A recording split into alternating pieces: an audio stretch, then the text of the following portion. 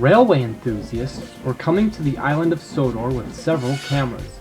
They were part of a special club that took pictures of engines big and small and had them published on postcards. All of the engines looked forward to when the special club came to see them. Especially Gordon. He would always try and make a good impression on the photographers so that he would have a chance to be photographed and shown on postcards. One morning, Gordon was boasting as usual to the other engines. "You engines will never understand that I'll always be the best engine for the postcards. Fine express engines like me are what those photographers need." "Stuff and nonsense," scoffed Henry. "Driver says that we're all useful for the postcards. If you ask me, all of that steam coming out of your funnel is going straight to that head with that pompous attitude of yours." "Huh!" snorted Gordon. "You're only jealous because I'm the only engine qualified for the postcards, especially since I pull the express. I pulled the Queen to Sodor, and I am the fastest engine on Sodor." Henry and the other engines took no notice of Gordon whatsoever as he snorted away to collect his train. "Don't worry, Henry," said Edward. "I'm sure Gordon will get what's coming to him." As indeed he did. As Gordon backed down onto his train at Knapford, he was beginning to feel very pleased with himself. "Poor old Henry," he said to himself.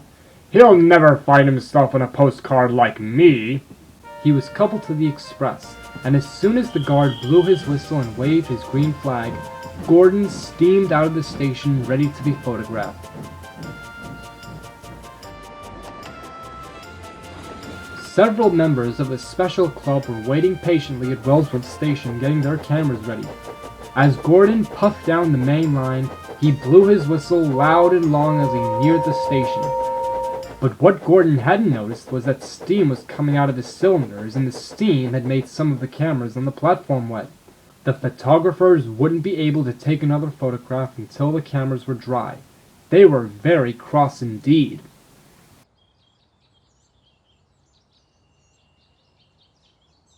Gordon had to stop and take on water at Cronk Station. As his driver was refilling his tender, more photographers came to see Gordon and have him photographed. Suddenly, Gordon was beginning to wheeze steam again, and the cameras had gotten wet due to the steam coming from Gordon. "Something's not right with Gordon," said his driver. "Perhaps we should have him stop at the works and have his tubes checked or something." Gordon was now becoming very worried.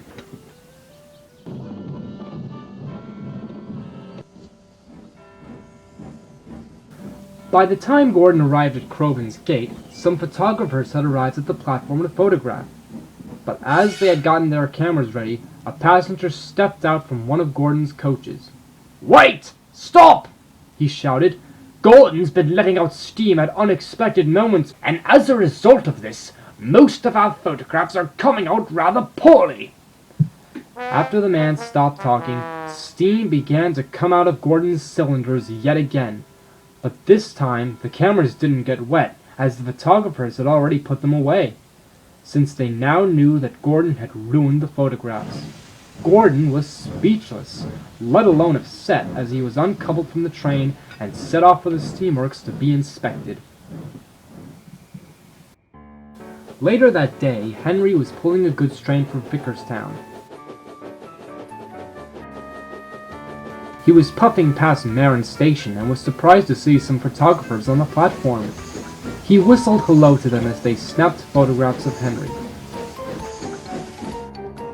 Every time Henry passed the station or puffed past the countryside, photographers gathered together to take photographs of Henry. Henry was feeling very pleased with himself.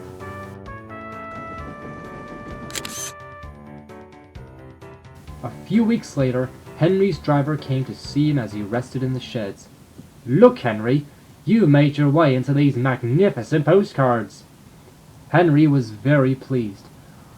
"You see, Gordon, we're all qualified for postcards, not for pulling the express, nor for being the fastest, but for being responsible and reliable. It serves you right for your pompous behavior a few weeks ago. Gordon said nothing since he was too afraid to say anything, as he felt very silly indeed.